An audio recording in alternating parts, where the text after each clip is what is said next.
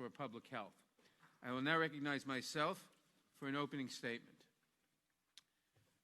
We are all familiar with the terrifying words, "I can't breathe." They were uttered in Minneapolis by George Floyd while a police officer pinned a knee to his neck for a chilling 8 minutes and 46 seconds, taking from him the final breath of life. 6 years ago, Eric Garner uttered those exact same fateful words while locked in a chokehold in New York City. He too died at the hands of law enforcement. Millions of Americans now call out, "I can't breathe," as a rallying cry in streets all across our country, demanding a fundamental change in the culture of law enforcement and meaningful accountability for officers who commit misconduct. Today, we answer their call. Our hearts ache for the loss of George Floyd and Eric Garner. They ache for Breonna Taylor, for Amadou Diallo, for Tamir Rice, for Laquan McDonald, for Freddie Gray, for Walter Scott, and for so many other victims of police violence in all parts of America. Their shocking deaths sparked momentary outrage, but no fundamental change. And for every incident of excessive force that makes headlines, the ugly truth is that there are countless others that we never hear about. Every day, African Americans and other people of color live in fear of harassment and violence at the hands of some law enforcement officers. This is their reality. Our country's history of racism and racially motivated violence, rooted in the original sin of slavery, continues to haunt our nation. And to those who do not believe it, please look at the tragic statistics. African Americans are more than twice as likely to be shot and killed by police each year. And black men between the ages of 15 and 34 are approximately 10 times more likely to be killed by police than other Americans. This outrage is a reality we must change. Today, we examine the state of policing in America, and we look for ways to prevent racist acts of violence by police officers, to hold accountable those who commit such acts, and to strengthen the trust between law enforcement and the communities they serve. On Monday, I joined Karen Bass, the chair of the Crime Subcommittee, as well as the Congressional Black Caucus, in introducing the Justice in Policing Act, which would further that cause. The bill now has over 200 co-sponsors in the House and 36 co-sponsors in the Senate. I want to make clear at the outset that the bill is not an indictment of all police officers. We must always remember that most law enforcement officers do their jobs with dignity, selfless, and honor, and they are deserving of our respect and gratitude for all they do to keep us safe. We owe a debt that can never be paid to the too many officers killed in the line of duty every year. And it is clear that there are many officers, including some local police chiefs who marched arm in arm with their communities, who want to separate themselves from the dangerous behavior of others in the profession. But there are too many officers who abuse their authority. And we cannot be blind to the racism and injustice that pervades far too many of our law enforcement agencies. And injustice that the nation is demanding that we enact meaningful change. This is a systemic problem that requires a comprehensive solution. That is why the Justice in Policing Act takes a holistic approach that includes a variety of front-end reforms to change the culture of law enforcement while also holding bad police officers accountable to separate them from those with a true ethic to protect and serve. Among other things, the bill would make it easier for the federal government to successfully prosecute police misconduct cases. It would ban chokeholds. It would end racial and religious profiling. It would encourage prosecutions independent from local police, and it would eliminate the dubious court-made doctrine of qualified immunity for law enforcement. At the same time, the bill encourages departments to meet a gold standard in training, hiring, de-escalation strategies, bystander duty, and use of body cameras and other best practices.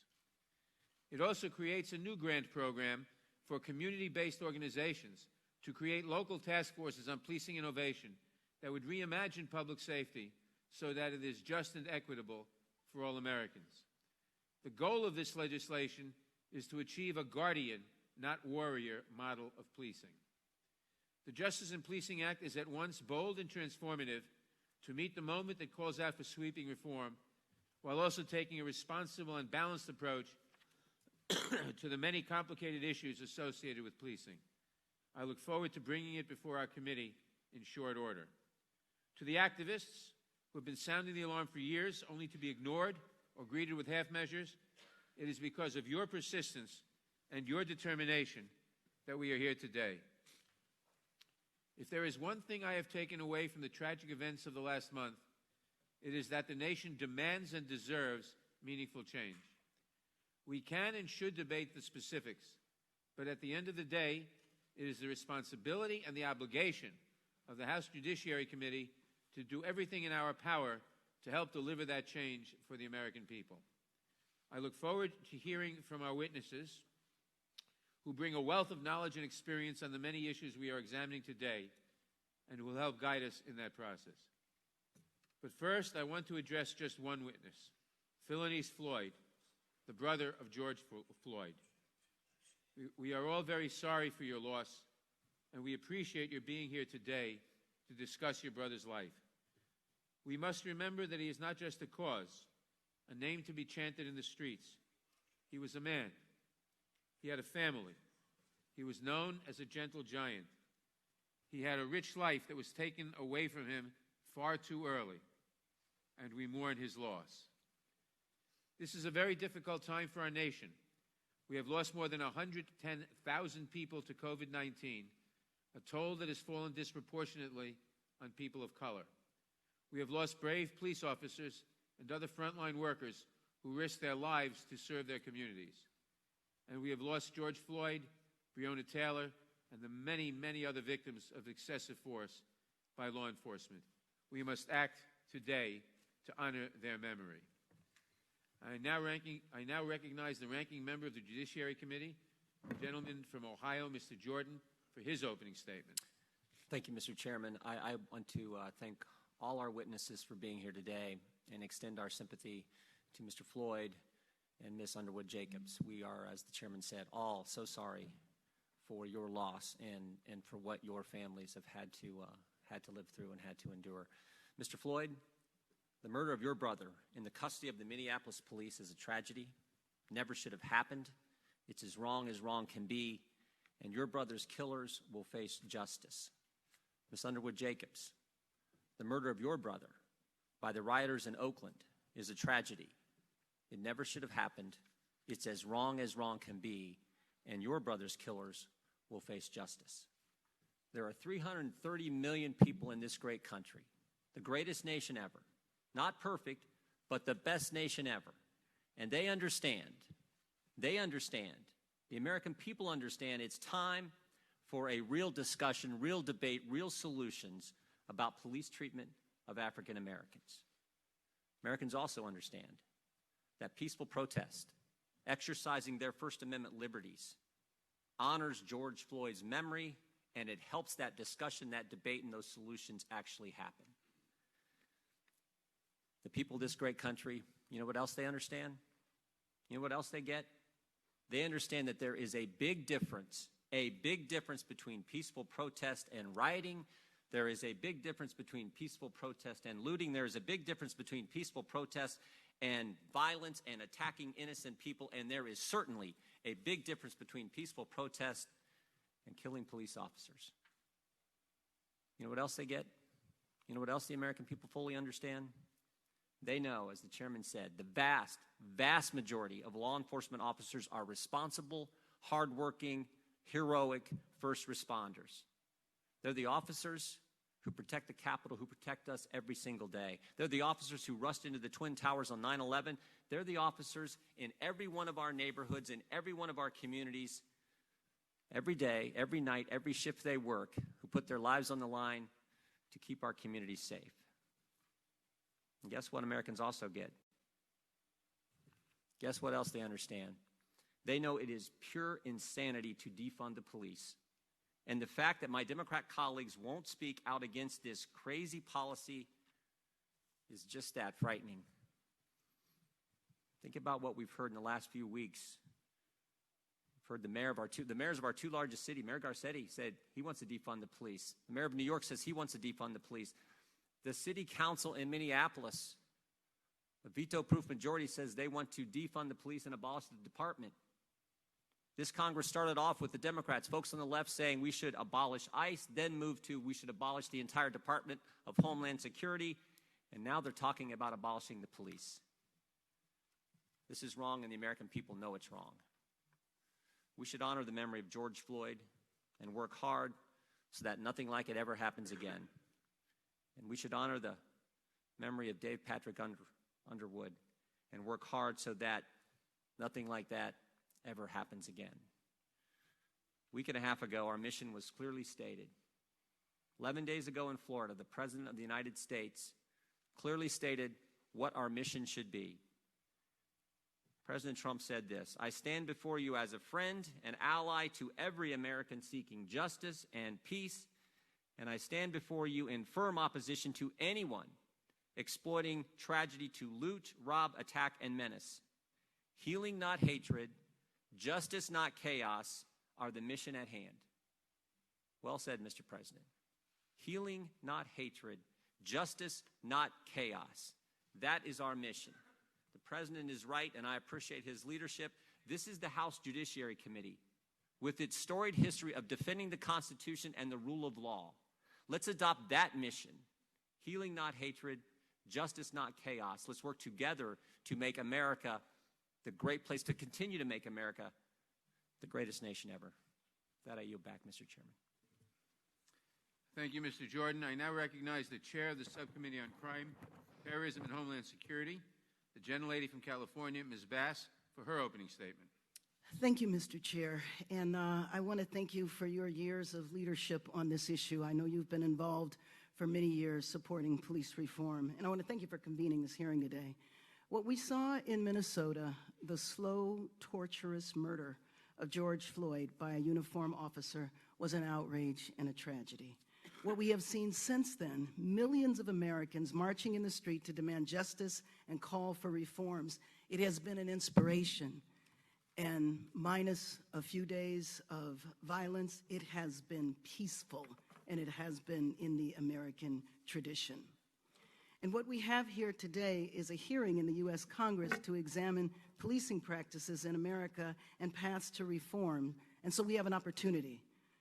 What we have seen since then is an opportunity to rethink the nature of policing, an opportunity for meaningful accountability in policing, and it is an opportunity to show the nation and the world that we are listening and that we will act.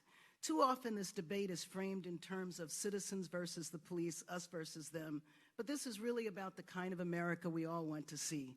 We all want to be safe in our communities. We all want the police to come to our rescue when we're in trouble.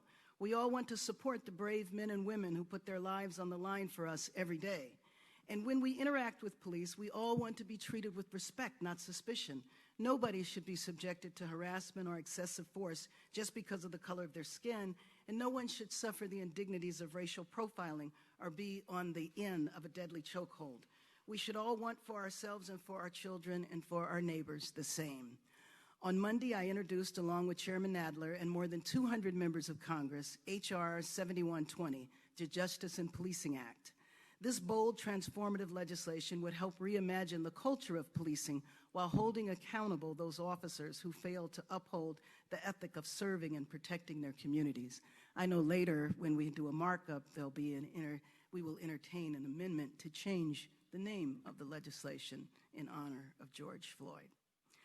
If this had been a law last year, George Floyd would be alive because chokeholds would be banned. Breonna Taylor would be alive because no-knock warrants for drugs would be banned. Tamir Rice would have graduated high school this May because the officer that killed him, had been fired from a nearby department, and he lied on his application.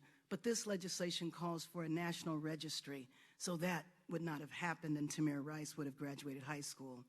I understand that change is difficult, but I am certain that police officers are professionals who risk their lives every day, and they're just as interested in building a strong relationship with the communities that they serve based on mutual trust and respect as those who rely on their protection are.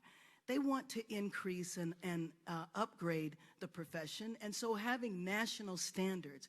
It should never be that you can do a chokehold in one city and not in another. There should be basic standards, there should be basic accreditation, there should be continuing education, just as there are in so many other professions. When I was at the service yesterday, and when I was there, I looked up at the picture of George Floyd, and I saw the year that he was born. He was born in 1973. And that was an important year in my life because that was the year in Los Angeles that I joined an organization called the Coalition Against Police Abuse. That was 47 years ago.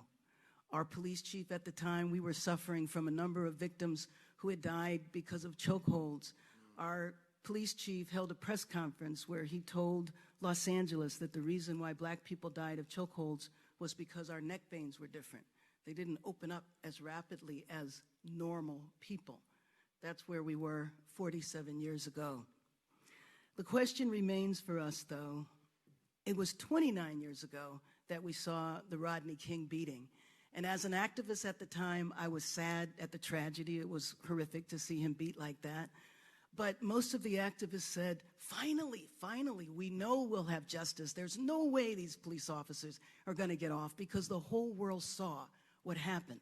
In the civil rights movement, what led to the great change in the end of legal segregation, aside from the tens of thousands of people that protested, it was the fact that there were cameras there. The beatings, the treatment of black people in the South had gone on for, frankly, hundreds of years, but it wasn't until those cameras exposed that then things began to change. And so what has happened in the 29 years since Rodney King with the advent of cell phone cameras? We have seen example after example after example. 29 years since Rodney King, 20 years since Amadou Diallo, 6 years since Eric Gardner, just weeks since the death of George Floyd. His death cannot be in vain. I told his brother that his name will live on in history because the tragedy that he suffered has been the catalyst for what I believe will be profound change. And not just change that helps to professionalize police departments, not just change that prevents further abuse and deaths, but an opportunity for communities through receiving grants to take a look at their community and say, well, there's all of these issues that we face. Why should police officers have to address homelessness and mental illness? Police officers complain all the time. They're not social workers. That's right. So with these grants, maybe communities can take an opportunity to re-envision what public safety is and come up with models, better models to work with police, better models to reduce the problems that wind up needing a police officer. So that's what we have an opportunity to do in this Congress with this piece of legislation. And I hope that we work for passage of this legislation in the House, it gets through the Senate, the President signs it, and in the year 2020, we never, ever, ever see again what we saw a few weeks ago. It wasn't just a tragedy for our country and our nation, but it really was an embarrassment of our nation in front of the entire world. While we hold up human rights in the world, we obviously have to hold them up in our country. And with that, I yield. Thank you.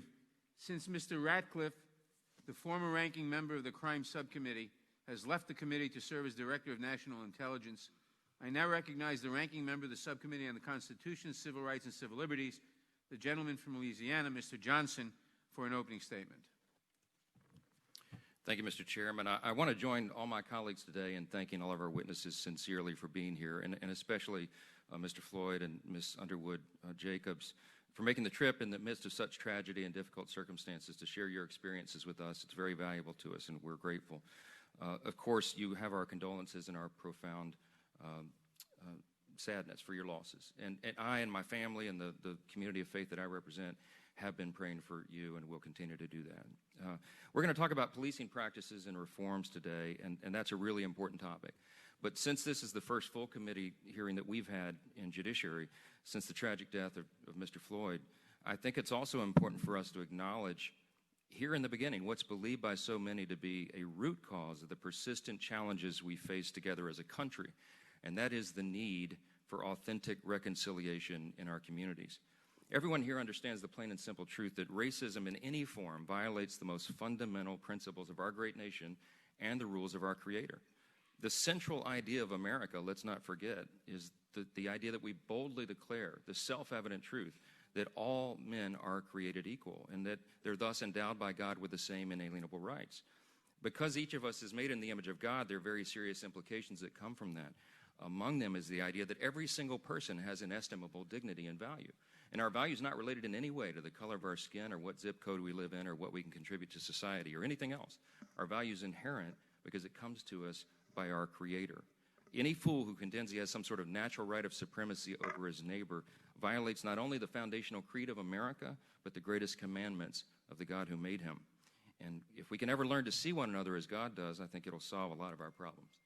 This unspeakable act of cruelty that America witnessed in Minneapolis has opened an important new dialogue on reform. And while policing has always been regarded as an inherently local function, we do agree that Congress has a key role to play in ensuring that abuses are not tolerated and can never happen again.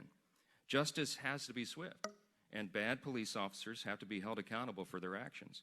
But at the same time, we want to be careful to recognize, as all my colleagues have this morning, that officers like the ones involved in the death of George Floyd are not representative of the vast majority of America's law enforcement officers. Most are faithful, self-sacrificing public servants who put their lives on the line every single day to protect and serve our communities. We need to honor that, and we need to recognize and empower those law enforcement officers, which is precisely the opposite of the radical, dangerous proposals we're seeing right now to defund them. A government of, by, and for the people must be a nation of law and order, and public safety, of course, is the key to maintaining our republic. Without that, things like the rioting, looting, and violence that has led to the destruction of cities and minority-owned businesses, ironically, would prevail over the valuable, peaceful protests that are intended to bring about meaningful change. There's a consensus among every member of this committee, Democrat and Republican, that there are solutions we can work towards that will restore faith in our institutions and build trust in our communities. From where we sit right now, we believe the most actionable reforms must focus around three core concepts to simplify it: transparency, training, and termination of those rare bad apples in law enforcement who violate the law and the legitimacy that upholds the character of our legal system. This common ground is key if we're going to accomplish the goal of keeping our communities safe, upholding the civil liberties of individuals, and protecting the legitimacy of law enforcement. None of these goals that I've outlined today are mutually exclusive, of course. We can and should clearly condemn the senseless violence we've seen and all causes of it, from a few bad apples wearing a badge to the bad actors and anarchists sparking riots and destruction in our streets. At the same time, we can work together on meaningful reforms and real results while upholding the respect and appreciation that is due to every American patriot who faithfully serves us on the thin blue line. I have faith that we can work together as a committee. This is a bipartisan concern, and we'll have bipartisan solutions, I hope. For the future of our country and for generations of Americans to come, we have to do that. I urge my colleagues in this moment, all of us, to hear and to listen to our witnesses and work with each other as friends and fellow Americans to understand the need in our communities and foster our discussions on a foundation of civility and mutual respect. We've started that, and I hope we can continue it. With that, I yield back. Thank you. Without objection, all other opening statements will be included in the record. We have an unusually large panel today, but given the broad range of issues that we will be discussing, we have invited a broad range of witnesses. As is customary, the minority was given the opportunity to invite witnesses as well, and they have selected Mr. Bongino, Pastor Scott, and Ms. Underwood Jacobs. We welcome everyone and thank them for their participation. Now, if the witnesses would please rise, I will begin by swearing you in.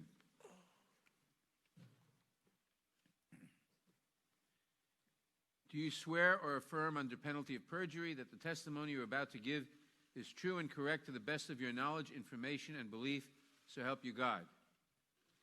Let the record show that the witnesses answered in the affirmative. Thank you, and please be seated. Please note that each of your written statements will be entered into the record in its entirety. Accordingly, I ask that you summarize your testimony in 5 minutes. To help you stay within that time, for those witnesses testifying in person, there is a timing light on your table. When the light switches from green to yellow, you have 1 minute to conclude your testimony. When the light turns red, it signals your 5 minutes have expired. For our remote participants, there is a timer on your screen to help you keep track of time. Given the large number of witnesses, I will introduce each witness and then invite him or her to give his or her testimony before introducing the next witness. We will begin with Mr. Floyd. Philanese Floyd is the brother of George Floyd, who was killed by Minneapolis police officers on May 25th. Mr. Floyd has spoken eloquently about his brother's life, and we appreciate his being with us today, having flown to Washington to testify before us today directly from his brother's funeral in Houston yesterday. We are all so sorry for your loss. Mr. Floyd, you may begin.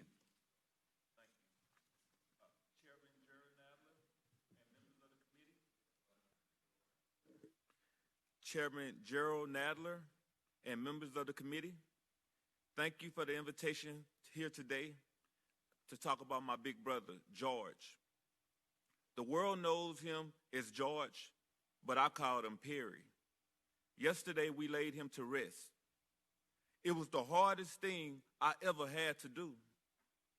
I'm the big brother now, so it's my job to comfort my brothers and my sisters, Perry's kids, and everyone who loved him. And that's a lot of people. I have to be the strong one now because George is gone. And me being the big brother now is why I'm here today, to do what Perry always would have done, to take care of the family and others. I couldn't take care of George that day he was killed, but maybe by speaking with you today, I can make sure that his death will not be in vain. To make sure that he is more than another face on a t-shirt, more than another name on a list that won't stop growing. George always made sacrifices for our family, and he made sacrifices for complete strangers. He gave the little that he had to help others.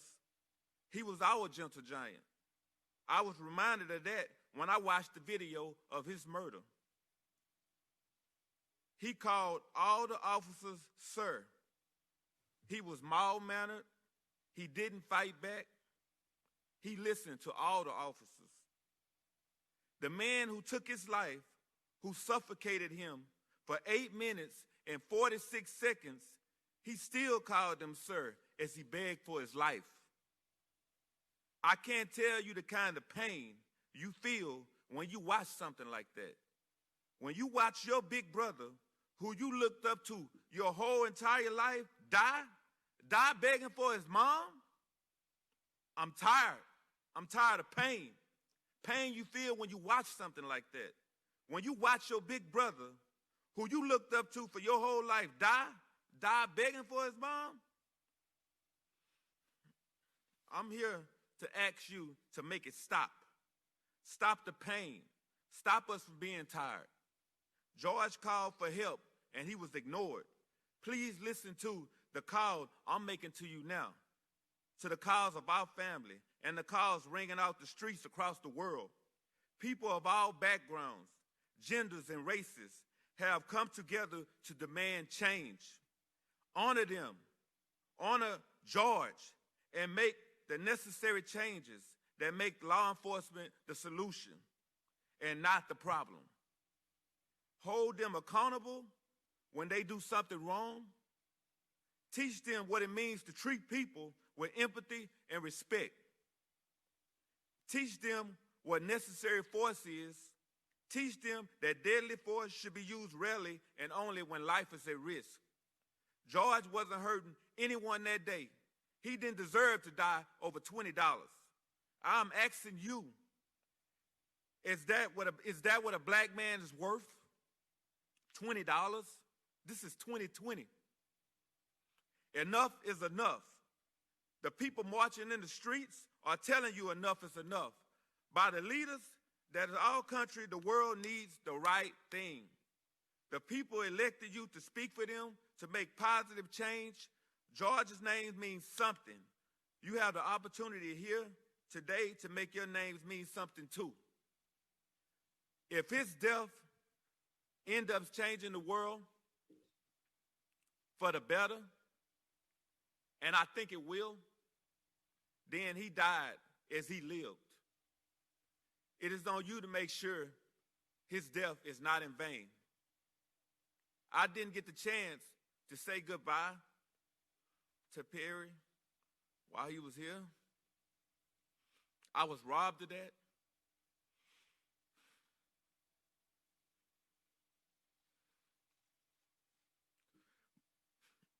But I know he's looking down at us now.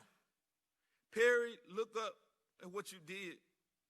Big brother, you changed the world. Thank you for everything, for taking care of us on earth, for taking care of us now. I hope you found Mama and you can rest in peace with power. Thank you.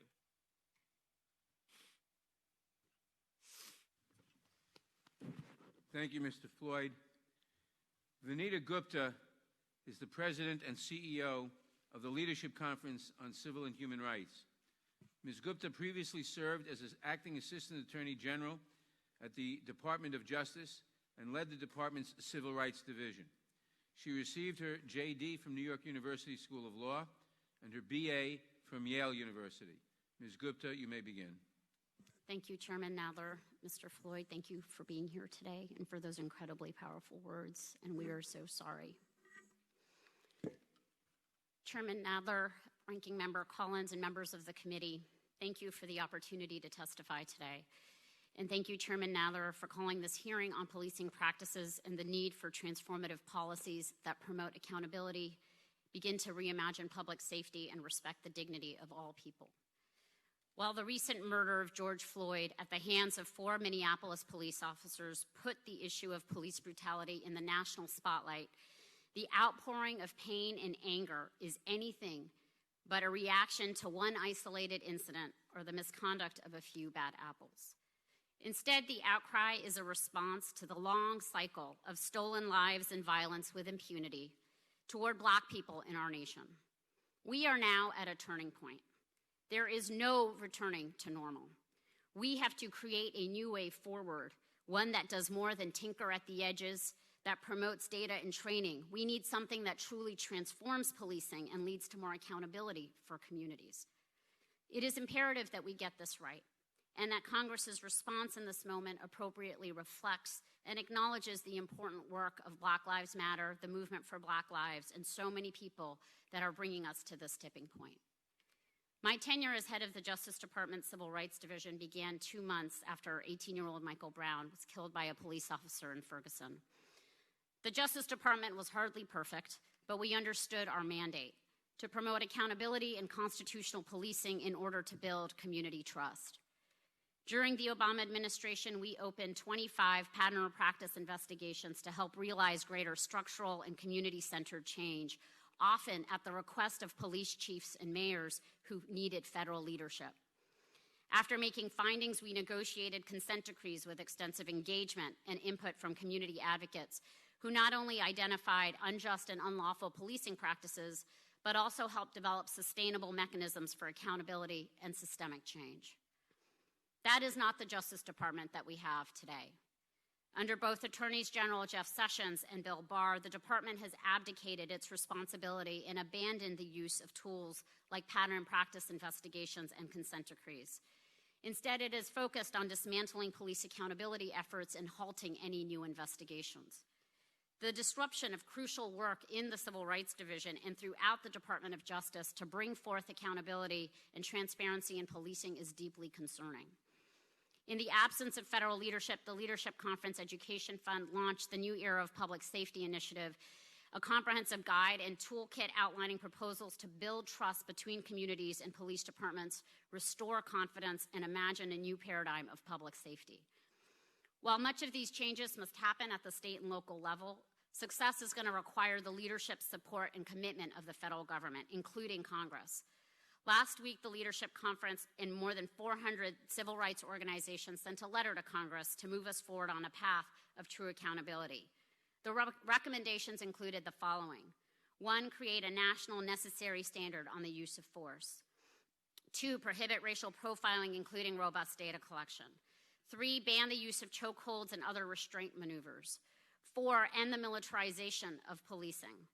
5, prohibit the use of no-knock warrants, especially in drug cases. 6, strengthen federal accountability systems and increase the Justice Department's authority to prosecute officers that engage in misconduct. 7, create a national police misconduct registry. And 8, end qualified immunity.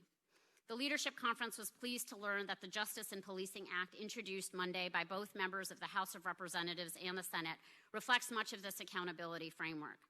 This is Congress's most comprehensive effort in decades to substantially address police misconduct by taking on critical issues affecting Black and brown communities.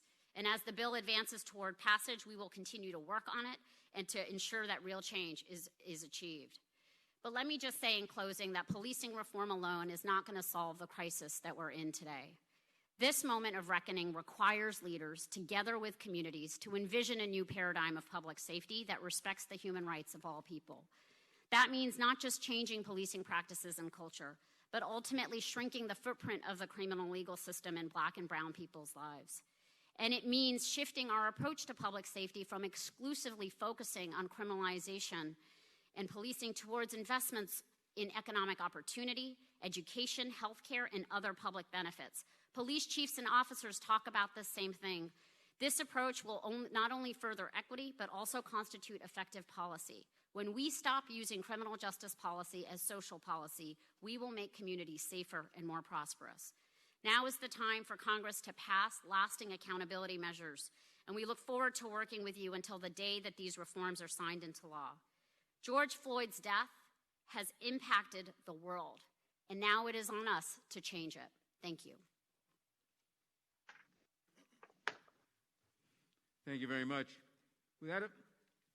Without objection, at the request of the ranking member, I will now recognize the distinguished Minority Leader of the House for a brief introduction of his constituent, our next witness, Angela Underwood Jacobs. Thank you, Chairman Nadler and Ranking Member Jordan, for convening this very important hearing. Mr. Floyd, thank you for your powerful words. I'll make one promise to you. Your brother will not have died in vain. I'm here to introduce Angela Underwood Jacobs, her husband Michael, and her daughter Trinity. More importantly, I'm here to listen to them and all of you. Now, I know Angela, and I'm proud to call her a friend. She is a mother, a businesswoman, and the first Black woman to become a city council member in Lancaster, California. Angela is here to testify because her brother, Dave Patrick Underwood, he was tragically and senselessly murdered in the line of duty 2 weeks ago in Oakland. We mourn and pray for Angela and the entire Underwood and Floyd family. As a member of the Federal Protective Service, Pat was guarding a federal courthouse, a symbol of equal justice and the rule of law, during the riots in Oakland on the night of his death. It appears his death was part of a targeted attack on federal law enforcement. We pray that justice comes swiftly and completely for Pat, for George Floyd, and all victims of violence. Pat Underwood should be alive today. George Floyd should be alive today. David Dern should be alive today. And so should countless others. And though we cannot bring them back, we can learn from their lives and deliver the justice and change they deserve. I hope that every member of this committee will listen closely and carefully to what Angela has to say. Our nation must listen, and it must heal. Like Dr. King, we must reconcile our differences with a renewed sense of love and compassion. Like President Lincoln, we must remember that we are not enemies, but we are friends. Friends that have a responsibility to rise above, to make sure we become the more perfect union we strive to be. And I hope at this moment in time, we rise to the occasion. I yield back. Thank you, Mr. McCarthy. Ms. Underwood-Jacobs, you may begin. Thank you very much, and I truly appreciate the opportunity to be here today. As a nation, as a people, we must come together to defeat fear, hate, prejudice, and violence. I want to ensure the memory of my brother, Patrick, is as a catalyst against injustice, intolerance, and violence of any kind.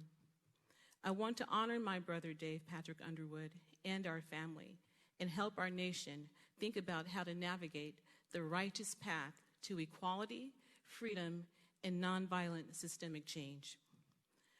I want to extend my sympathies and condolences to George Floyd's family. Mr. Floyd's murder was just not cruel and reprehensible, but criminal.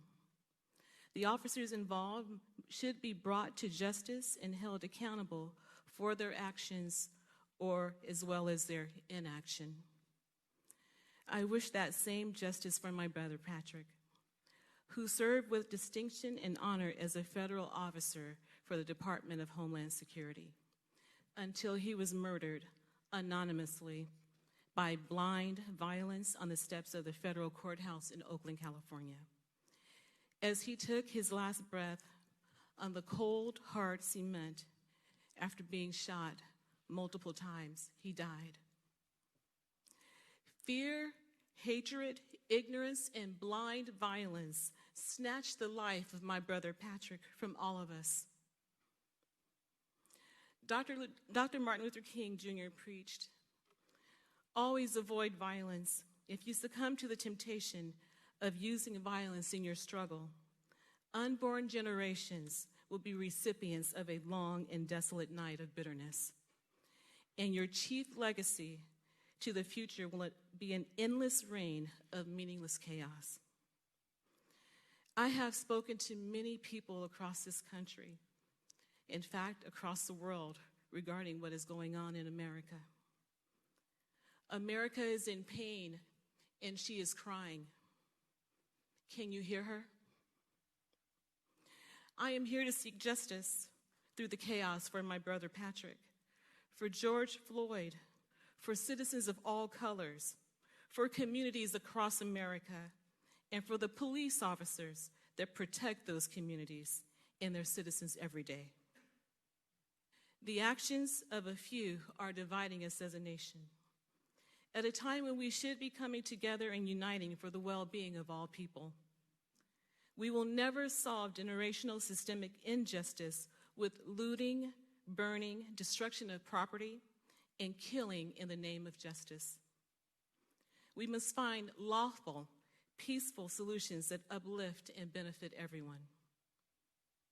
And this is greater than a black, white, or blue issue. It is a humanity issue. When those in a position of authority choose to abuse their power, that is the very definition of oppression. And when innocent people are harmed in the name of justice, no one prevails, we all lose. Everyone deserves the opportunity to feel heard, be seen, and feel safe. Police brutality of any kind must not be condoned. However, it is blatantly wrong to create an excuse out of discrimination and disparity to loot and burn our communities, to kill our officers of the law. It is a ridiculous solution to proclaim that defunding police departments is a solution to police brutality and discrimination, because it's not a solution. It gets us nowhere as a nation and removes the safety net of protection that every citizen deserves from their community's elected officials. There is a path to achieving what we desire and deserve as a nation and as a people: equality, fairness, justice, peace, and freedom from oppression. It is the same path we started on during the Civil Rights Movement. The solution to our nation's ills are straightforward. Education. We need to actually invest in education again and make it our nation's top priority. Through education comes knowledge, through knowledge comes understanding, and through understanding comes opportunity and freedom. Jobs. If there isn't any chance of making a decent living, there isn't any chance of having a decent, just society. We need to create more jobs that in turn will create more economic justice for all Americans. Housing. There is no way to live a decent life if you can't find, or in America's case, afford shelter. We need to listen and learn from each other. It's time for everyone to open their ears and listen to what each other has to say. America is the world's melting pot because we have so many people, cultures, beliefs, and points of view. And somehow we've become siloed. As a single voice in this chambers, attempting to honor my brother and family, I hope I can make a difference today. I want America to make a change. I want you as our representatives in Congress to make a change so that no one ever has to wake up to the phone call that I received telling me that my brother was shot dead and murdered. How my brother died was wrong, and I'm praying that we learn something about how he lived. Patrick was the type of man that when our mother fell to the ground as she was dying, he picked her lifeless body up as her spirit was leaving to place her upon her bed because that's where she wanted to die. My question is, who will pick up Patrick and carry his legacy? I believe this is a responsibility for all of us. Please do not let my brother Patrick's name go in vain. Patrick was a good man who only wanted to help others and keep his community safe. He had an infectious laugh and a corny sense of humor. He would go out of his way to help family, friends, and strangers. He did not deserve to die in such a horrendously inhumane way. No one does. Now, my family is in a state of hollow disarray. We all feel the anxiety of wondering what tomorrow may bring or may not bring, which has struck fear in our hearts. Nevertheless, I wholeheartedly urge us all Americans, not to give in to hate and anger, but to resolve conflict with kindness and love, to lead with a sense of purpose and renewed energy to create positive change, as I have outlined here through education, jobs, housing, and listening. Pat didn't tell anyone how to live, but he lived. And what an amazing life it was. I will never forget the way my brother smiled and the way that he loved his family with every piece of his heart. My wish is for us to live and live without fear and discrimination. Do not simply tolerate your neighbor, but strive to understand one another.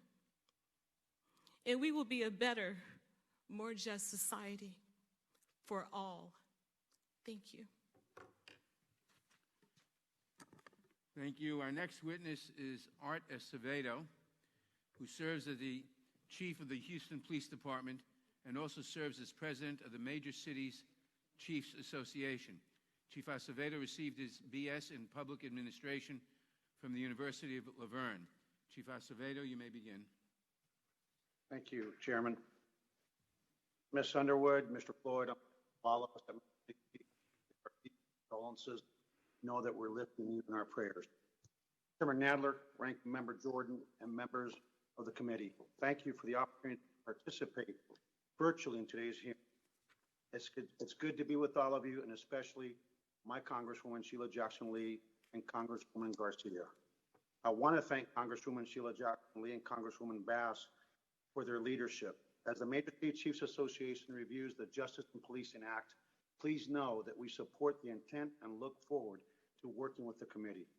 I appear before you today as the Chief of Police in Houston, Texas, and it is also my privilege to testify on behalf of the Major City Chiefs Association as their president. No matter the circumstance, every time a life is taken, a loved one is taken. George Floyd was a child of God and raised in Houston. His death was deeply disturbing and a shock to the conscience. Over the past few days, I've had the opportunity to meet with the Floyd family, and I will continue to lift them in prayer. Mr. Floyd, thank you to you and your family for allowing us to join you on your brother's journey home. There is no denying that changes in policing must be made. Out of crisis comes opportunity, and this is an opportunity for all of us to have some tough conversations, to listen, to learn, and to enact meaningful reform that is long overdue. As a profession, we must learn what is being shared with us. That includes being honest about our history. We must acknowledge that law enforcement's past contains institutional racism, injustices, and brutality. We must acknowledge that policing has had a disparate treatment and impact on disenfranchised communities, especially communities of color and poor communities. Several topics have risen to the forefront, and all reforms must be vetted and ensure that they are sustainable, effective, and have no unintended consequences. Several topics have, law enforcement plays an important role. No two calls for service are the same, and in Houston, we respond to an average of 1.2 million calls for service annually. Those calls disproportionately originate from communities of color. If we are going to talk about better policing, we also need to talk about the root causes behind the need for those calls for service. Some think defunding the police is the answer. I'm here to tell you on behalf of our mayor and other mayors across the country and police chiefs across this country and the diverse communities that we serve, this is simply not the answer.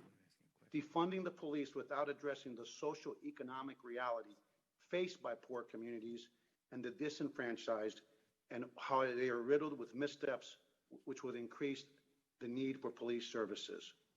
History has shown that underfunding the police can have disastrous consequences and hurt those most in need of our services. Appropriate police funding is critical to ensure agencies have resources to invest in technology like body-worn cameras, recruit qualified police officers who are service-minded, and train in implicit bias, train in cultural competency, train in de-escalation, and other critical training. The overwhelming majority of cops are good people. This cannot be lost. They are faithful public servants who put their uniform on every day, willing to make the ultimate sacrifice. We can't let, again, the actions of bad cops let us lose sight of the fact that most cops are good. We must all judge each other through the prism and content of our individual hearts and actions, and not through the prism of color and the uniform that we wear.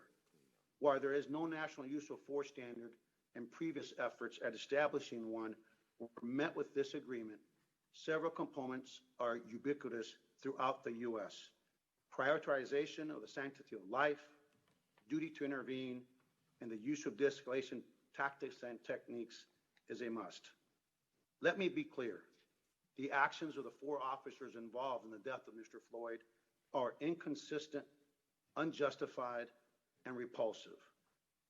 They are contrary to the protocols of the policing profession, and they sabotage the law enforcement community's tireless efforts to build trust.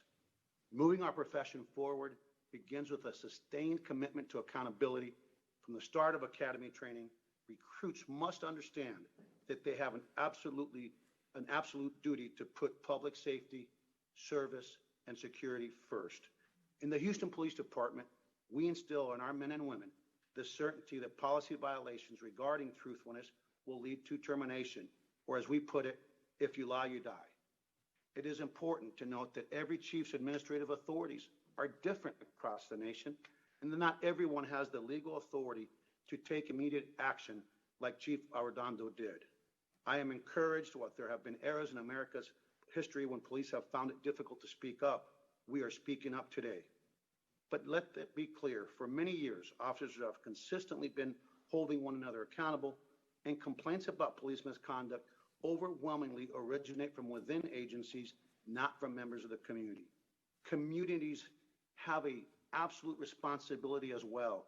We ask citizens to report police misconduct without fail. This will afford us the opportunity to investigate, track, and report those complaints. We must also address the issue of officers who have been terminated with cause only to get rehired by another department. Many of us refer to these individuals as gypsy cops. Many gypsy cops have exhibited troubling behavior, and that in turn undermines efforts to build trust with the public and efforts in terms of internal department accountability. Transparency breeds trust, and trust breeds respect. Mutual trust and respect between law enforcement and the public is crucial to good policing. The civil unrest occurring throughout our nation and throughout this entire country is a sobering reminder of how quickly we will lose public trust and the consequences of that fact. Ensuring the department looks more like the communities we serve helps build trust and confidence. Unique perspectives and insights help a department lead and serve the communities of color.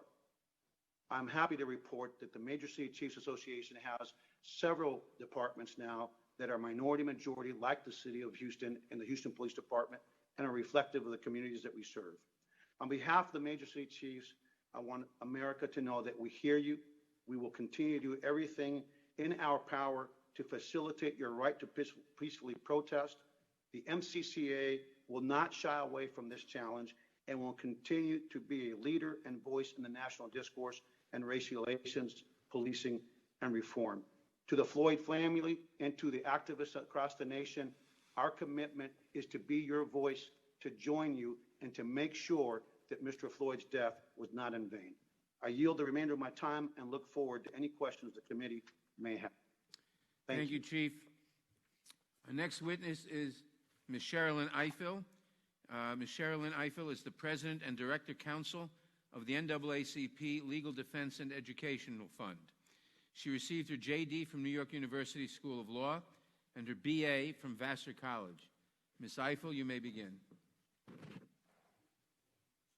Good morning. My name is Sherilyn Ifill. I'm the President and Director Counsel of the NAACP Legal Defense Fund, the nation's oldest civil rights legal organization formed in 1940 by Thurgood Marshall. I want to thank Chairman Nadler, Ranking Member Jordan. I want to salute the leadership of Representative Bass and the Congressional Black Caucus on this issue. And I want to extend, on behalf of the Legal Defense Fund, my deepest condolences to the Floyd family and thank them for their courage and their voice at this important moment. We welcome the Justice in Policing Act as a first step in addressing the decades-long call and demand for policing reform.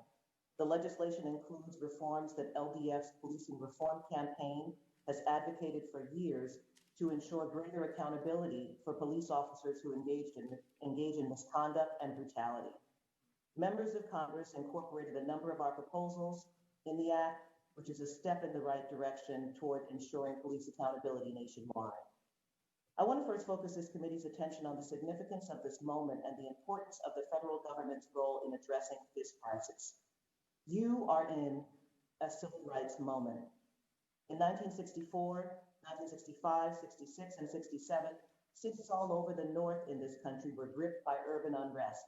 In Watts and Detroit, Harlem, Minneapolis, and scores of other cities, Black people took to the streets to protest police brutality.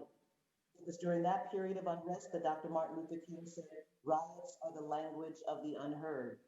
The 1968 Kerner Commission was created to study the source of that unrest. And much of the report's findings and recommendations focused on law enforcement presence and conduct in Black communities. This period overlapped with the years that most people think of as the core civil rights movement, when Black people in the South petitioned, protested, marched, and demanded federal legislation to address segregation, voter suppression, and economic injustice. The result were core civil rights statutes, the Civil Rights Act of 1964, the Voting Rights Act of 1965, and the Fair Housing Act of 1968. But despite the unrest in northern cities, in over 100 cities during that decade, there was no legislation to address the issue of police brutality in African American communities. And as a result, very little has changed since that period as it relates to this issue. Therefore, too many officers know that they can commit the most heinous acts against African Americans without fear of accountability. Ranking Member Jordan said that the killers of George Floyd will face justice. But we also know that those who killed Philando Castile, Eric Garner, Terrence Crutcher, Eleanor Bumpers, Michael Stewart, Clifford Glover, Sean Bell, Amadou Diallo, and countless others never were held accountable for the crimes they committed. That snapshot of former Officer Derek Chauvin kneeling on the neck of George Floyd with his hands in his pockets, looking out with no fear of being videotaped, should shame every member of this body, every judge, every lawyer, everyone who has participated in the perpetuation of a system that calls itself a justice system, but routinely allows officers of the state to take innocent life with impunity. You have the chance now to change that. One of the key parts of the system of impunity has been qualified immunity, a defense that shields officials from the unforeseeable consequences of their act, but has been interpreted by courts so expansively that it now provides near immunity for police officers who engage in unconstitutional acts of violence. LDF has litigated a number of these cases. For example, in 2018, we filed a petition in the United States Supreme Court appealing a decision of the United States Court of Appeals for the 11th Circuit that affirmed summary judgment in favor of a law enforcement officer who tased our client, Carrie Illich, 19 times to death. The U.S. Supreme Court denied the petition, and this case was not a one-off. Every year, cert petitions are filed in the court seeking review of cases in which law enforcement officers have successfully eluded accountability for the most violent forms of brutality by raising the qualified immunity defense. The Justice in Policing Act seeks to address qualified immunity by amending the civil rights statute used most in police excessive use of force cases, 42 U.S.C. Section 1983, and we welcome this amendment. We want it to apply to all civil suits that are pending or filed after enactment of the Act, and we'll continue to work towards the elimination of qualified immunity. There's bipartisan support for ending qualified immunity, and so I'll close my remarks by quoting from a federal circuit court judge in a decision issued just this week in the Fourth Circuit Court of Appeals. It was written by a judge appointed first to the bench by George W. Bush, and he said in Jones versus City of Martinsburg, Judge Henry Floyd said, Wayne Jones was killed just 1 year before the Ferguson, Missouri shooting of Michael Brown would once again draw national scrutiny to police shootings of Black people in the United States. 7 years later, we're asked to decide whether it was clearly established that 5 officers could not shoot a man 22 times as he lay motionless on the ground. Before the ink dried on this opinion, the FBI opened an investigation into the death of yet another Black man at the hands of police, this time George Floyd in Minneapolis. This has to stop. To award qualified immunity at the summary judgment stage in this case would signal absolute immunity for fear-based use of force, which we cannot accept. This decision represents a minority of cases, and so we need Congress to act. You are required by history to meet this civil rights moment. It is a moment in which we have a chance to transform our approach to public safety, to recognize that most community conflicts do not require the intervention of an armed officer, and to speak our values through federal and state budgets that prioritize our commitment to anti-discrimination, to public health, and to true public safety for all. Thank you. Thank you. Our next witness is Darrell Scott, who is the founder and senior pastor of the New Spirit Revival Center, a non-denominational church in Cleveland Heights, Ohio. Pastor Scott is also the author of the book, Nothing to Lose, Unlikely Allies in the Struggle for a Better Black America. Pastor Scott, you may begin.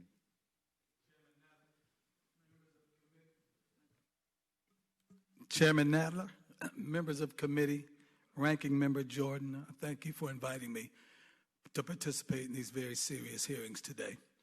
I want to begin by stating that the prospect of defunding and or dismantling police forces across the country is one of the most unwise, irresponsible proposals by American politicians in our nation's history and makes absolutely no sense at all, at least to me.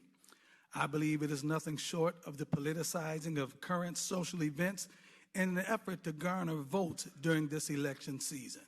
I also believe that it's a reactionary measure that can and will result in short and long-term damage to American society, particularly in our inner city and urban communities.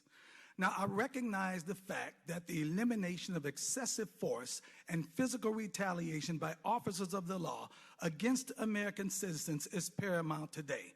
I recognize the fact that racial profiling and the harsh treatment of minorities is a very real reality that must be eliminated immediately. I myself can testify of times in my life when I felt racially profiled by police. I can testify of times in my life when I was pulled over for driving while black. I can testify of giving my grandson, who is now of driving age, the talk of how to properly behave if pulled over by police because he had the question of a very real fear of the possibility of death at the hands of police. In fact, my very first interaction with police when I was 13 years old resulted in me being roughed up. I could very easily have been George Floyd. George Floyd could have very easily been me, my brothers, my friends, or any number of any other black men in America. However, I do not recommend throwing the baby out with the bathwater by labeling all police officers as bad cops simply because of the bad actions of a rogue segment of those whose job is supposed to be to protect and to serve American citizens. In fact, in certain inner city communities across America, increased funding for police and increased police presence is actually necessary in order to enforce the law and to guarantee the safety and the security of law-abiding members of those communities. As one who was formerly in that street life years ago, I might be a pastor, but I didn't come down from heaven. I came up out of hell with the rest of everybody else. I was formerly in that street life. I know very much about the criminal element, and I can state definitively that the criminal element in and of society would enjoy nothing better than a reduction in police presence and police power. It would allow those with criminal intentions and criminal actions to flourish virtually unchallenged in the communities of America. The law-abiding members of society would be directly threatened by the absence of police or the inability of police to respond to criminal activities, and in many cases would endeavor to take the law into their own hands to ensure their safety and well-being, as evidenced by the response of some who decided to defend themselves and their property from vandalism. An absence of police presence could potentially give rise to acts of domestic terrorism, mob rule, gang rule, neighborhood intimidation, oppression, and vigilantism. Defunding of police departments has already happened in a number of American cities, and rather than remedying problems, has actually made conditions much worse. The city of Cleveland, my hometown, is a prime example of the results of police defunding. In 2004, the city of Cleveland laid off 285 officers. The entire police budget was slashed by 31%. To cover basic services, the following units were either disbanded or cut forever. The district strike force units, the narcotics unit was completely cut. SWAT was downsized. The fugitive unit was disbanded. The auto theft unit was disbanded. The intelligence unit was cut to bare bones. The mounted unit was cut 85%. The aviation unit was down completely for 3 years and is now only utilized during special events. The harbor unit was disabled. The boat sits rotting in a dry dock. The scientific investigation unit was cut 80%. All the lab techs were let go. All evidence collection is now done by priority. The DARE problem, the Drug Abuse Resistance Education Program, was cut. Community policing was cut 45%. Cleveland went through a decade-long downsizing, which saw the department reduced from 1,900 officers to 1,500 officers on average. Zone car coverage, which directly affects citizens, has been cut. Police presence in any given district or in any given shift has been cut in half. 1- and 2-man units have been cut in half. Response time is dramatically longer if the police show up at all. The murder rates have climbed. The property crime is at record levels. Aggravated robbery statistics are higher. Drug sales, drug use, drug abuse is higher. Drug and alcohol-related motor vehicle accidents are the highest they've ever been. Cleveland has went from a relatively safe city per capita to an unbelievably unsafe city. Calls for service have increased even though the population has dropped significantly over the last 20 years. Once safe areas of the city are now unsafe. Once nice neighborhoods in the city are now not nice. Homicides are up 55% in Cleveland from this time last year, and Cleveland now has a higher murder rate per 100,000 residents than Chicago does. I believe that police departments are only as effective as politicians and their appointees allow them to be. Consequently, politicians and appointees are directly responsible for the state of their police departments. Law-abiding citizens, and I've spoken to a great deal of them, overwhelmingly think that defunding or disbanding police departments is a horrible idea. Community policing is a very viable option to address the needs of inner city communities. Having police in the communities to actually get to know the residents is the best way to obtain the results that we all want. When I was growing up, the residents and the business owners knew the police officers that were assigned to our neighborhoods, and their presence was a deterrent to criminal activity. So in short, defunding of police departments in America has already happened, and it has proven to be an epic fail. We cannot allow that paradigm to continue if we want the neighborhoods of America to be safe to live in, the streets of America to be safe for residents to walk on, and the communities of America conducive for businesses to thrive in. So I recommend and I agree with the fact that police reform, or better yet, police revision should be enacted. But it has to be one that is sensitive to the stress, tension, pressure, and paranoia that policing produces. The fact that on any given day, any given call, any given stop can result in an officer's death can be very challenging mentally, while also being sensitive to the citizens of America who are supposed to be protected by the police and not be enemies of the police, whether in the suburbs or in the inner cities, whether we're black, white, red, yellow, or brown. I really believe that most police officers, most cops began their careers. Most bad cops began their careers as good cops, but they allowed the rigors of their job to affect their perspectives and their social interaction with those they are supposed to protect, and they began perceiving those that they are supposed to protect as those they themselves need to be protected from. I'm in agreement.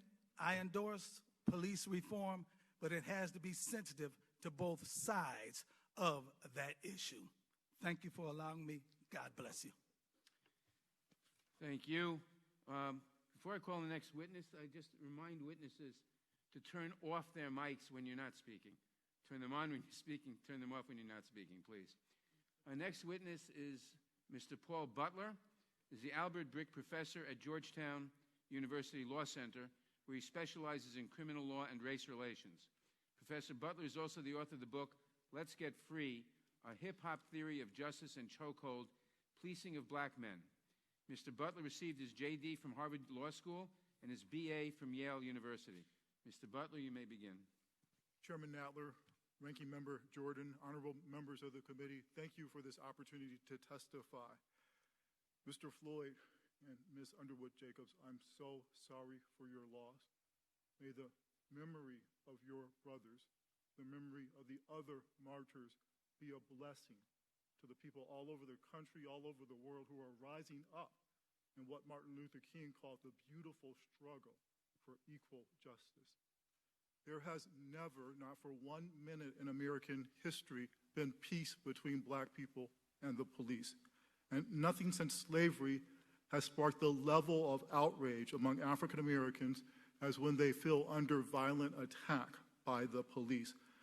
Black people have endured Jim Crow segregation, being shut out of Social Security and the GI Bill, massive resistance to school desegregation, nonstop efforts to prevent us from voting, and poison water.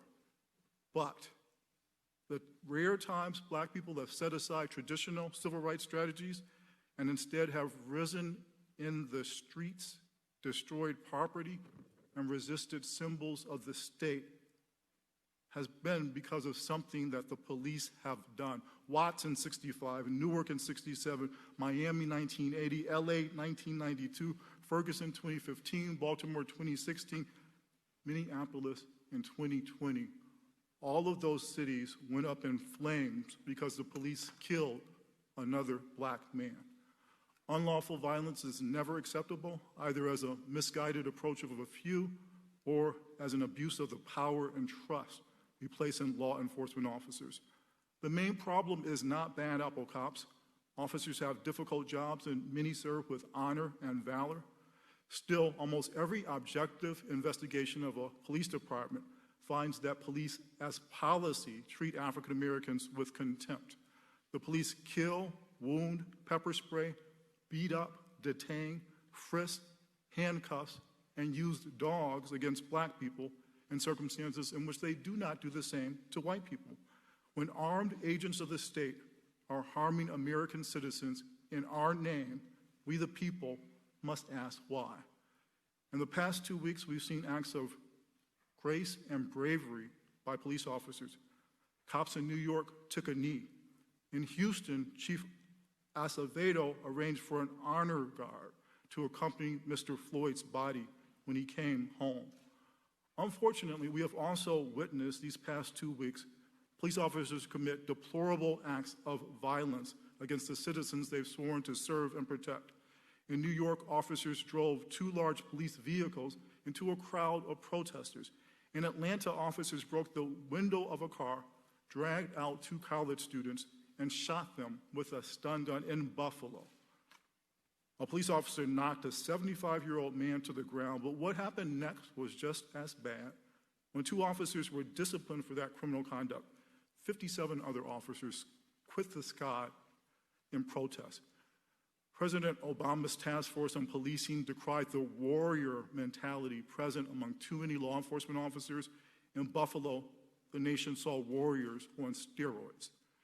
African American and Hispanic people disproportionately bear the cost. Blacks are about 20% of the population of Minneapolis, but 60% of the people who cops use violence against. The result is that there are more black people in the criminal legal system today than there were slaves in 1850. When I mentioned to a young man I mentor that if he attended protests, he should wear a mask, he said he certainly would try. But he wanted me to know that as a young black man, he has a greater risk of dying from police violence than from the coronavirus. According to the National Academy of Science, 1 in 1,000 African American men and boys will be killed by the police. What African Americans need to realize equal justice under the law is for selective enforcement and police brutality to end. We need the police to stop killing us, to stop beating us up, to stop arresting us in situations in which they would not do those things to white people. The Justice in Policing Act is a common sense reform. Among other things, it requires cops to be trained on understanding racial bias. In Minneapolis, as 3 officers crushed the life out of Mr. Floyd, and another served as a lookout, somebody in the crowd said to the cops, "He's human, bro." But these 4 officers did not treat Mr. Floyd like a human being. Too often, police work seems to enforce the dehumanization of people of color. Understanding the history and reality of racism in the United States will make our men and women in blue more effective officers. In the end, this hearing is about the legitimacy and sustainability of our democracy. No justice, no peace is not a threat. It is simply a description of how the world works. The multiracial, multi-generational demonstrations that have risen up all over the United States reflect the wonderful diversity of our great nation and the potential of ordinary citizens to make our country live up to its highest ideals. The Justice and Policing Act of 2020 heralds the urgency of transformation and the promise for all Americans of equal justice under the law.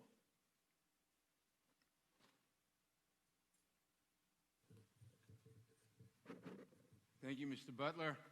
Our next witness is Benjamin Crump. Benjamin Crump is the founder and principal owner of Ben Crump Law. He is also currently representing George Floyd's family. Mr. Crump received his JD and BA from Florida State University. Mr. Crump, you may begin. Thank you, Chairman Nadler and distinguished members of the committee. I know all the speakers have 5 minutes to speak, but I wish it was 8 minutes and 46 seconds, not as a symbolic gesture, but as an actual exact time reference of how long George Floyd literally begged. He literally narrated a documentary of his death, begging for his life, saying, "I can't breathe," and calling for his mama. The death of George Floyd has galvanized the world and mobilized Americans to stand policing, because it's become painfully obvious that what we have right now are two systems of justice, one for white Americans and another for black Americans. George is one in a long line of black Americans who unjustly are killed at the hands of police, or in George's case, at the knee of the police, including Breonna Taylor, Pamela Turner, Botham Jean, Michael Brown, Stephon Clark, Eric Gardner, Tamir Rice, Philando Castile, Terrence Crutcher, Laquan McDonald, just to name a few. And the list goes on and on. But it is important, Mr. Chairman, that we remember their names. It's way past time that we revise the role of police to become peacekeepers and community partners. Of course, they must be prepared to protect themselves and the public in direct, life-threatening situations. But these should be the exception and not the rule. What we are witnessing throughout our country is not that.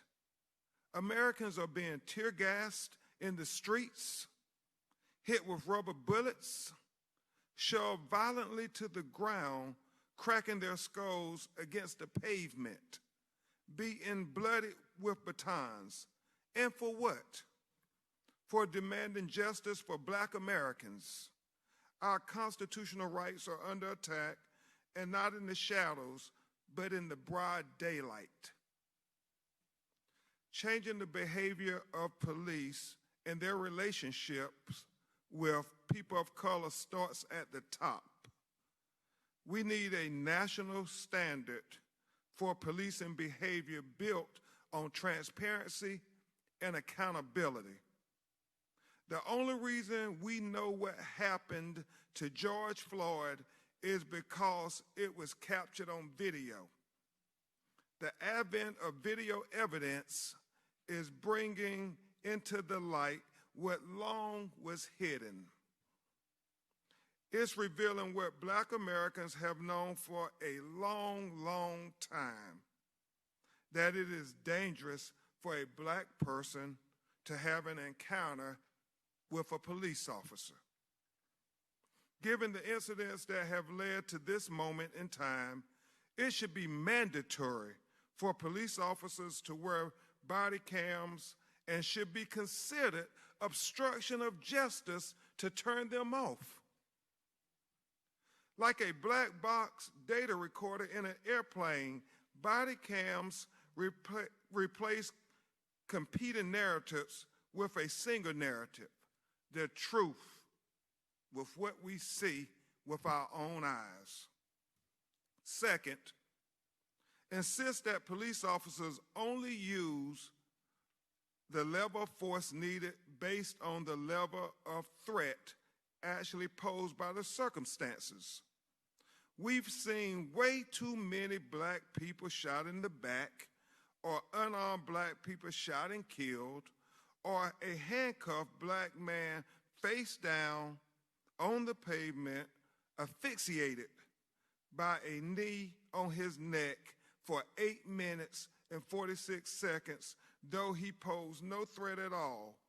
Neck restraints were used by Minnesota police more than 200 times, resulting in suspects losing consciousness at least 44 times. Lethal restraints like chokeholds and strangleholds should be outlawed. Finally, reform how qualified immunity applies to police officers. If officers know they have immunity, they act with impunity. If officers know they can unjustly take the life of a black person with no accountability, they will continue to do so. That's what you saw in the eyes of Derek Chauvin with his hand casually tucked in his pocket as he extinguished the life of George Floyd. Accountability requires that officers face public consequences for unjustly taking a life or brutalizing a fellow American that they are sworn to protect and serve. Too often, many officers are silent in the face of evil because of the Blue Shield, the Brotherhood of Police Officers, which fosters systematic racism and abuse. But there's a higher brotherhood that God calls us to honor, the brotherhood of mankind, black and white. That's what we're witnessing in the diversity of the protesters filling our streets, even today. And that's the brotherhood our police officers must honor above all. The Founding Fathers knew they had not built the infallible system, a faultless union, but they did task us with the perpetual duty to aim for it, a more perfect union of justice, liberty, resilience, hope, and compassion. We have to do better, and we must strive to live up to those American ideals. We are better than this. Chairman, members of the committee, you have the power to make this moment in history the tipping point so many of us have been waiting for, fighting for, and praying for, that Americans are marching for. You have the power to make sure that George Floyd's death is not in vain. I've been asking for us to take a breath. Number one, the breath that George Floyd was denied. Secondly, take a breath to consider how we use police in our society and how we hold them accountable for the tremendous power we place in their hands. Thirdly, to take a breath to consider how we create a more perfect union that extends equal protection and equal justice to people of color. And finally, to take a breath for George Floyd, because his life mattered and Black lives matter. I thank you, Chairman. Thank you, Mr. Crump. Ron Davis is the Legislative Affairs Chair of the National Organization of Black Law Enforcement Executives, or NOBLE. From 2013 to 2017, Mr. Davis directed the Office of Community-Oriented Policing Services at the U.S. Department of Justice. In 2014, he was appointed Executive Director of the President's Task Force on 21st Century Policing. Mr. Davis received his BA from Southern Illinois University and completed the Senior Executives in State and Local Government program at Harvard University Kennedy School of Government. Mr. Davis, you may begin. Thank you, Mr. Chairman, and good morning, Mr. Chairman and Ranking Member Collins. I want to thank you for hosting this hearing, and I come to you today on behalf of NOBLE and on behalf of our President, Police Chief C.J. Davis, the Executive Board, we want to again thank you for allowing us to testify today. As you mentioned before, serving as the director of the cops office, I also served close to 30 years as a police officer, 20 years in Oakland, and about 9 years as the police chief in the city of East Palo Alto. I do want to say Noble joins the nation in condemning the heinous killing of Mr. Floyd, and we offer our heartfelt condolences and prayers to the Floyd family. And I want to thank Mr. Floyd this morning for his powerful testimony and strong recommendations. Yet, Mr. Chairman, we know that the date George Floyd is just one in a long list of tragedies. We also know that the vast majority, as the Reverend had mentioned, of police officers in this country are decent, honorable, committed men and women to service. But we know that the core problem of policing are not just about a few bad apples. I think too often we focus on the bad apples, and we need to acknowledge, Mr. Chairman, that the problem of policing today is continued use of draconian policing systems that still suffer from structural racism and severe institutional deficiencies. Under these systems, even cops have bad outcomes, and bad cops and racist cops can operate with impunity. Most of the systems that we are talking about were determined why we police, how we police, where we police, were constructed in the 40s, 50s, and 60s, and they were actually constructed to enforce Jim Crow and other discriminatory practices. In other words, this committee should acknowledge, the nation needs to acknowledge that our policing systems are in fact not broken. They are doing what they were actually designed to do. To understand this hard truth is to recognize that this system cannot be reformed, it must be reconstructed.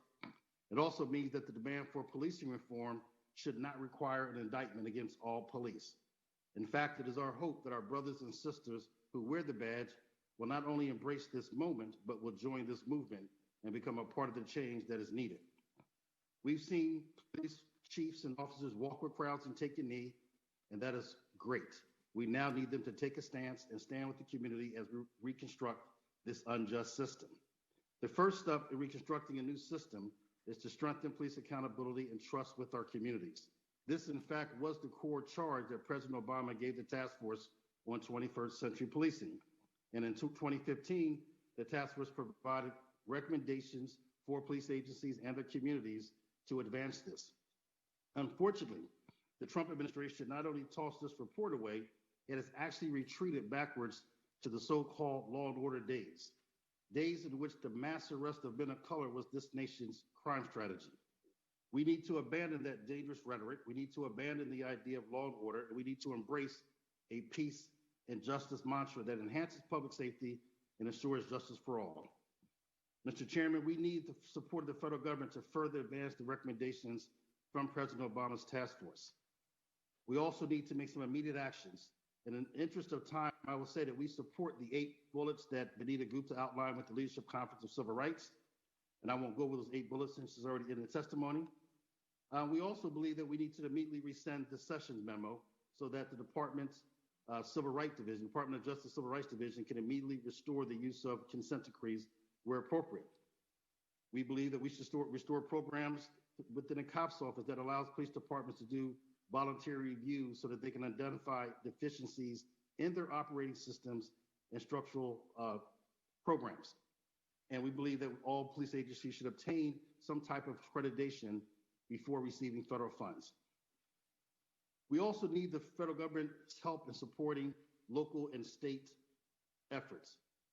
In the absence of this DOJ, it's been the states that have been stepping up. So, for example, the state of California and Governor Gavin Newsom passed Assembly Bill 392, the most comprehensive use of force reform bill in the nation. Last week, Governor Newsom also ordered the state to stop teaching the carotid hold or carotid restraints or chokehold and made clear that he would support any legislation that prohibit those techniques. In Illinois, former Attorney General Lisa Madigan and current Attorney General Kwame Raoul used their office to negotiate with the city of Chicago to adopt the most comprehensive consent decree in the nation's history. And in California, Attorney General Becerra used his office to conduct pattern and practice investigations, provide organizational assessments, and use of force reviews. And most recently in Minnesota, Attorney General Keith Ellison worked with Department of Safety Commissioner John Harrington and used their office to convene a task force, a working group of diverse people to address the issue of police deadly encounters. Now, unfortunately, the group released their report just weeks after Mr. Floyd was killed, so it was too late to unpack that tragedy, but it does provide a roadmap for Minnesota as it moves forward. These are all activities that the Trump administration has Thank you, walked away Mr. from. Davis. And these are all activities that are sorely needed if we're going to address police reform. In sum, the recommendations that have been outlined, the ones I just mentioned, the ones that Ms. Gupta outlined, the ones that you've heard today, are all contained in the Justice and Policing Act. And we appreciate Congresswoman Bass, yourself, Mr. Nadler, and all the co-sponsors for introducing this comprehensive bill. And Noble looks forward to working with this body as you move the bill forward. As we proceed, there are immediate steps that I believe police leaders and departments can take. And I want to basically quickly go over 5 points that I would ask my colleagues, police chiefs and police leaders to follow. And that these are the steps that we can do to start the racial reconciliation that was mentioned earlier that we have yet to do, and to start the reimagining policing process. The first step is to publicly acknowledge the historical and current, too often we just say historical, but the historical and current police abuses that occur and its impacts on communities of color. The more police chiefs acknowledge this and do so publicly, the more we can start our reconciliation. Second, the acceptance of responsibility to change our policing system and its culture. 3, I think it is time for all police officers to reaffirm their oath of office to the Constitution and to the core principles of our democracy. And I say that because we need to be reminded that the oath is to the Constitution, not to each other, not to the police department, not to the police union, but to the Constitution and our democracy. 4, collaborate with community to redefine and reimagine policing, including the development of reinvestment strategy that rely less on police or more community-based safety programs. As we debate funding about the departments, I think we can have some core agreement that we definitely we need to invest in the social programs, the community-based programs that go more to the core problems of crime and justice systems. Mr. Davis, your time has expired. Mr. Davis, thank you for your testimony.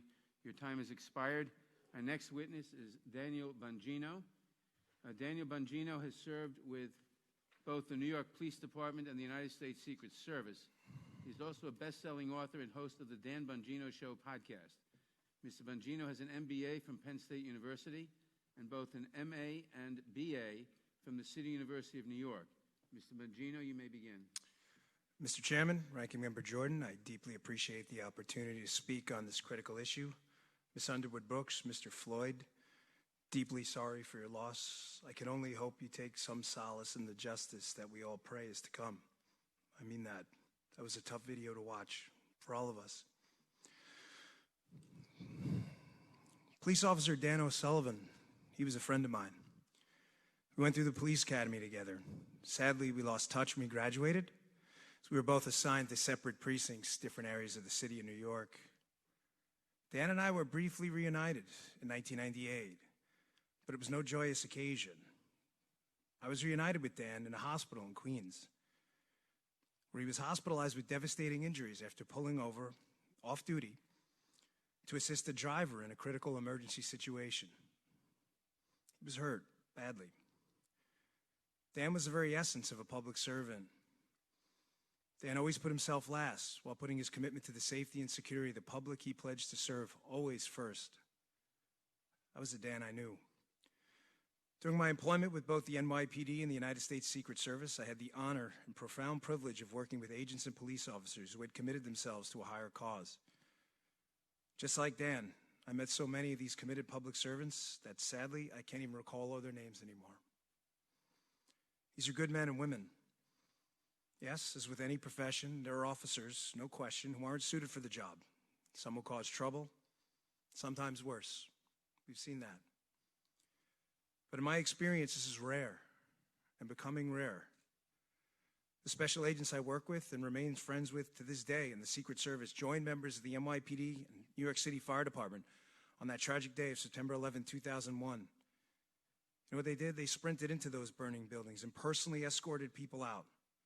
As we all know, those buildings collapsed, taking many of those brave NYPD and FDNY souls with them.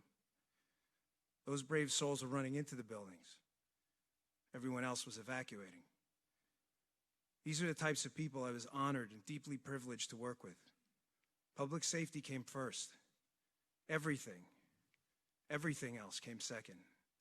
Sometimes even their own families. The defund the police movement will target these heroes. They are the police, these people. It's not some amorphous mass that will be affected. It's real heroes in real time, right now. Removing these heroes from your communities and my community will do nothing but ensure chaos and destruction. Police officers are the front lines, putting themselves between the evildoers among us and the honest, hardworking Americans, just yearning for some security and prosperity in a